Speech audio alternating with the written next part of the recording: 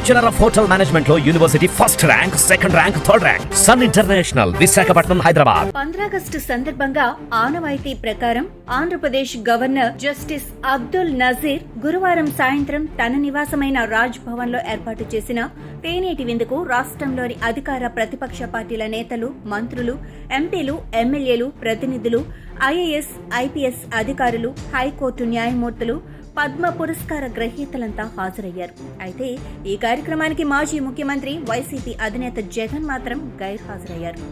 ఇదేమీ రాజకీయ కార్యక్రమం కాదు. అయినా జగన్ హాజరు కాకపోవడానికి కారణాలేమిటన్న దానిపై పెద్ద ఎత్తున చర్చ జరుగుతోంది. జగన్ గైర్హాజరుకు ప్రధానంగా 2 కారణాలు చెబుతున్నారు.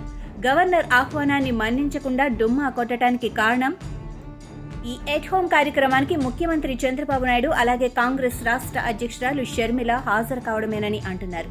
వీరిరువురిని ఫేస్ చేసే ధైర్యం లేకే జగన్ ఎట్ హోమ్ కార్యక్రమానికి ముఖం చాటేశారన్నది పరిశీలకుల విశ్లేషణ. గవర్నర్ ఇచ్చిన తేనీటి విందుకు ముఖ్యమంత్రి చంద్రబాబు నాయుడు సతీ సమేతంగా హాజరయ్యారు. అలాగే ఉప ముఖ్యమంత్రి పవన్ కళ్యాణ్, మంత్రులు Nara Lokesh, CS Neerabh Kumar, DGP Dwaraka Tirumalarao, high court ప్రధాన న్యాయమూర్తి జస్టిస్ ధీరజ్ సింగ్ ఠాకూర్ దంపతులు ఈ కార్యక్రమానికి హాజరయ్యారు.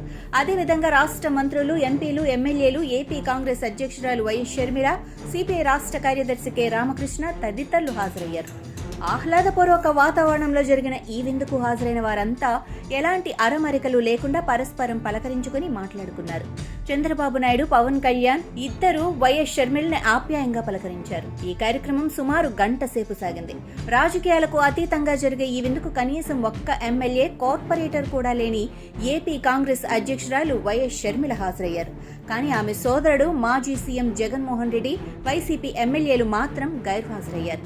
ఈ విందు ముఖ్యమంత్రి చంద్రబాబు ఇచ్చిందో, వైసీపీ రాష్ట్ర అధ్యక్షురాలు షర్మిల ఇచ్చిందో కాదు.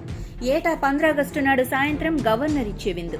పార్టీలు, రాజకీయాలతో సంబంధం లేకుండా అందరూ హాజరవ్వటం విధాయకం. అయితే అటువంటి సాంప్రదాయాలు, ఆనవాయితీలను పట్టించుకోకుండా జగన్ గైర్హాజరు కావటం ద్వారా తనను తాను తగ్గించుకున్నారు, తనను తాను అగౌరవపరుచుకున్నారు.